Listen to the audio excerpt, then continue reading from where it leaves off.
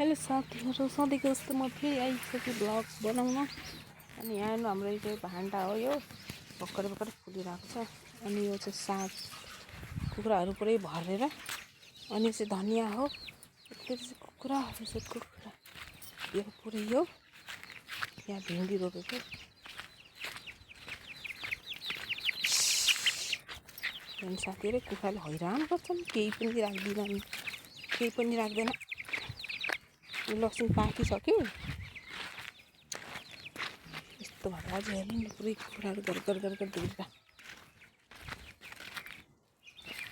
यो चाहिँ यो के भन्छ नि, बोडी, यो चाहिँ बोडी हो। अनि यो चाहिँ खुर्सानी पक, अनि यो चाहिँ खुर्सानी हो। खुर्सानी पनि भर्खरै फुलिरहेको छ। अनि यो पुरै यति सबै खुर्सानी हो। अनि साथीहरू, यहाँ चाहिँ किम्मु फलेको छ। हामीतिर चाहिँ किम्मु भन्छौँ है यसलाई चाहिँ। अनि तपाईँहरूकोतिर चाहिँ के भन्छन्?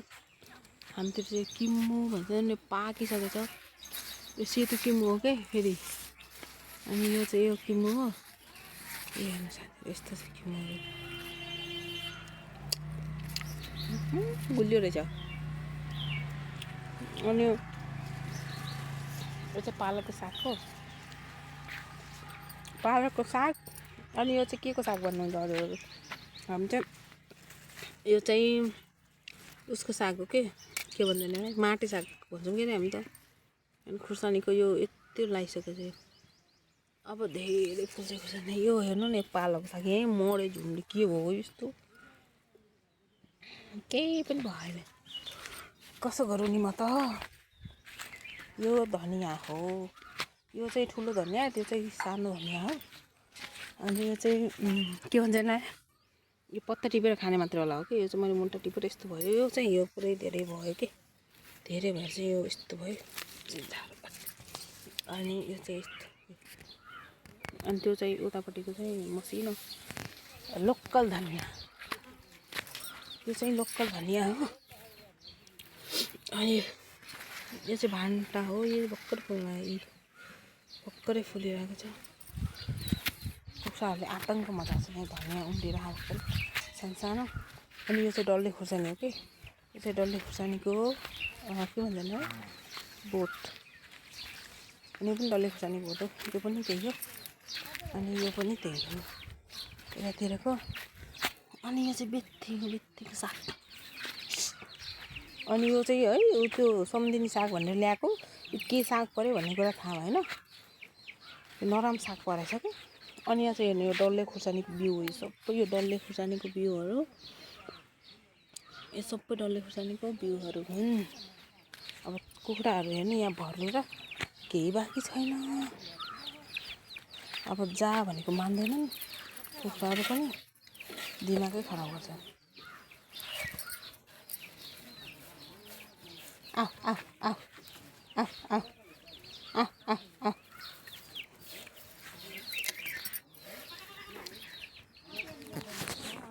यता पनि यति धेरै अरू के रोपेछौँ कि छाडीहरू चाहिँ। अनि हेर्नु न, हामीहरूको के भन्छ त्यसलाई, यो करेसाबारी। यो चाहिँ मकै हो, मकै। अनि यहाँ सँगसँगै प्याज पनि छ, प्याजहरू। यो चाहिँ यत्रो मोटो डाँट भयो कि हेर्नु न साथीहरू, त्यस्तो धेरै राम्रो त भएन, तर अलिअलि चाहिँ राम्रै भएको छ भन्नु। हेर्नु साथीहरू, यो चाहिँ बिन्स हो अरे होइन। यो पुरै यहीँदेखि फल्दै यहाँ तलसम्म पुग्यो। यो चाहिँ यस्तरी फलेको छ कि। अनि किराले पनि खाएर स्टार्ट गरेको छ कि। हेर्नु न, यो यस्तो फल्न त फलेको रहेछ, तर किराले चाहिँ स्टार्ट गरिसकेको कि। किराले पनि खाइसकेको छ। यसलाई चाहिँ हामीले यसरी बनाएको छौँ, रुगा खोकी लाएर। मलाई त हैरान भएछु म त। हेर्नु साथीहरू, मकै यहीँ बाक्लो भएको छ, उता त केही छैन, पातलो छ, यहीँनिर मात्र बाक्लो छ। अनि यो चाहिँ प्याज हो, यो प्याज चाहिँ मर्नै लागिसक्यो। हेर्नु फुलेर पनि पानी नभएर होला, सायद खरेडी परेको छ। अनि यो चाहिँ फुलिसकेको छ प्याजहरू। अनि यता नि मकै रोपेको छ। अनि यता चाहिँ केराहरू रहेछ। मलाई त फेरि केरा नखाइ चित्तै बुझ्दैन, अब के गर्नु। जति रुगा लायो नि जुखाम लायो नि केराउ त खानै पर्ने।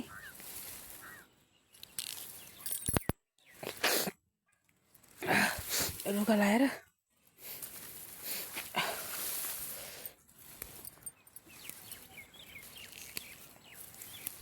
हेर्नु साथीहरू यस्तो छ केराउ।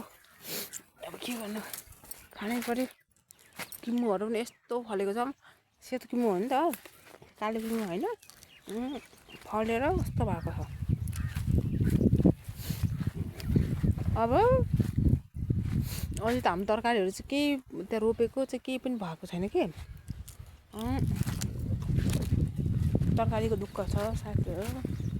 उताबाट त्यो मसुरहरू यताउता चाहिँ सबै गराएर ल्याएको। अब त्यसलाई पिट्नु पऱ्यो के गर्नु पऱ्यो। यो बारीभरि पुरै मकै रोपेको।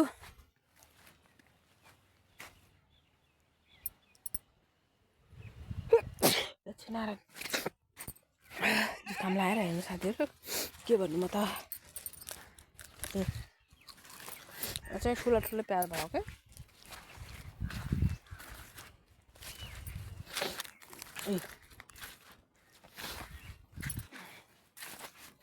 साथीहरू यो प्याज चाहिँ यति राम्रो भएको छ के भन्नु। पुरै नभएर साध्यै छैन।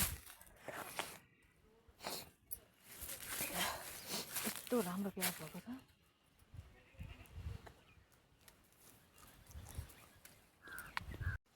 यसमा चाहिँ यति धेरै फलेको छ खै देखिँदैन होला सायद। देखिरहेको छ अलिअलि देखिरहेको छ। यस्तो फलेको छ तर मलाई चाहिँ मन पर्दैन क्या चाहिँ। त्यहाँ हेर्नु न आँपको के अरे फुल। अनि साथीहरू आँपको फुल यस्तो लागेको छ आएको छ हेर्नु त पुरै झपक्क भएर आएको चाहिँ।